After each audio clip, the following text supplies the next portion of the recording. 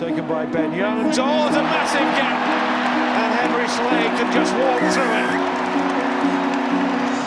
it. So I have type 1 diabetes. Basically, I can't control the blood sugars in my body. My pancreas doesn't produce insulin. So if I eat something, I've got to inject my insulin, which you probably would produce yourself. And Barbarian's under threat, and there's Henry Slade, I think, who's squeezed his way over.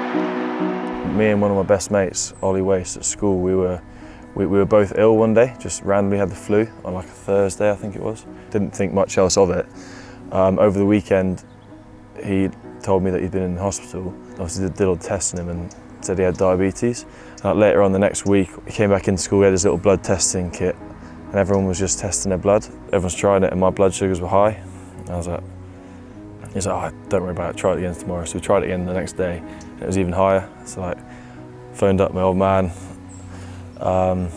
He said, right, we'll go take you down to the hospital or the doctor's surgery to get tested out. And they ran some tests and told me I had diabetes.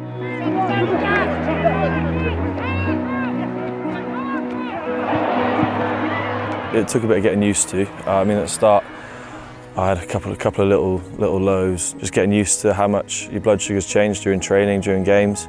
In training, my blood sugars would drop, so I'd have to have, maybe before I start the session, have a couple of sweets just to make sure I'm up in the right level so I don't drop too low. But then in a game I was doing the same thing, and I found I was testing myself at half time, my blood sugars were through the roof, really high.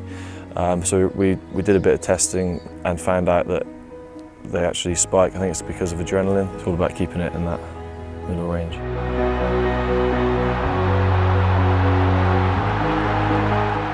Half time is just all about getting in early and getting my tests done early, so I can then concentrate on all the messages that we have amongst the backs and amongst the team. Always have a little pot of jelly babies on my spot, which is nice. Tom Waldron, when he used to play, used to always be lurking around my spot, trying to get his hands in the jar. It's nice, obviously, just to have a couple of little sweets every now and again, even if I don't need them, but don't tell anyone. It's not something that makes you run slower, lift less weight. Don't ever think, oh, I got diabetes, I can't run this race, I can't lift this weight, I can't play that match, because it shouldn't affect anything to do with your physical capabilities. It's just all about getting yourself ordered so you know your bloods are right. Keep testing yourself as much as you can and you'll be sweet.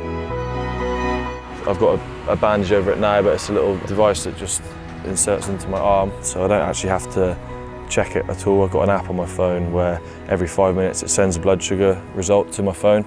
If I'm going to go high in the next few minutes, or if I'm going to go low in the next 30 minutes, it will give me a little warning. If not, it just leaves me be. It's almost like being normal, almost.